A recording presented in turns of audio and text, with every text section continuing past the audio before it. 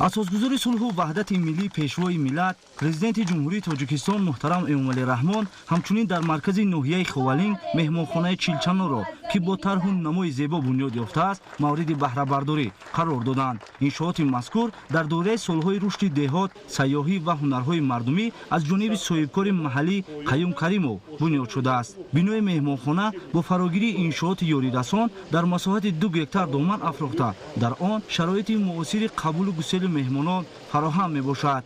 کارهای ساختمانی مهمانخانه مهم مارت سال روان آغاز گردیده در یک مدت کوتاه با صفت بلند انجام یافتند.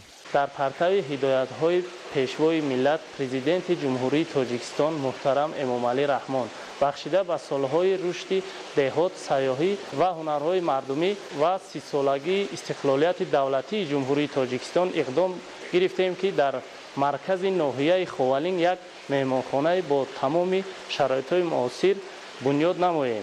زیرا ناحیه خوالین یکی از منطقه‌های سیاحی کشور به حساب رفته. فکر میکنیم که بنیاد این مهمانخانه در سال رشد سیاحی سری وقت میباشد.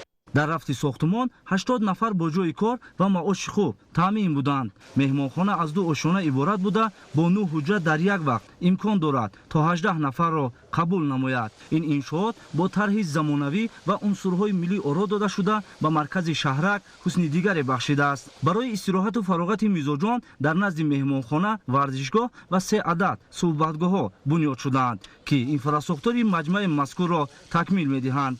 پیشوای ملت اسنای شناسایی با شرایط مهمانخانه به صفت کارها بهای بلند داده تاکید نمودند که بنیاد چنین مهمانخانه ها باعث باز هم رشد یافتن ساحه سیاحی در مملکت میگردد. تمام صحن مهمانخانه چراغان بوده نمای آن شبانگاه خیلی هم جالب و دیدنی به نظر میرسد. فواره‌ها و درختان سایه‌افکنی که در صحن مهمانخانه و شفت آن موجودند نیز جزء از زیبایی‌های این مهمانخانه میباشد. با مورد بهره برداری قرار گرفتن مهمانخانه چیلچانور در مرکز ناحیه خوالین 30 نفر با جای کار دائمی تامین گردیدند. در برابر اتاق‌های استراحتی همچنین در این مهمانخانه دیگر بیناهای یاریرسان از قبیل آشخانه و حمام موجود است. رهبر دولت ضمن صحبت با کارمندان و مسئولان مهمانخانه تاکید نمودند که باید با میزبان خوشمعامله باشند و آداب مهمانداری تاجیکانه را به سیاحان داخلی و خارجی که برای سیاحت به اینجا تشریف می‌آورند معرفی سازند. صاحبکار محلی قیوم کریمو اقدام گرفت که تا جشن 30 سالگی استقلالیت دولتی جمهوری تاجیکستان در شفت همین مهمانخانه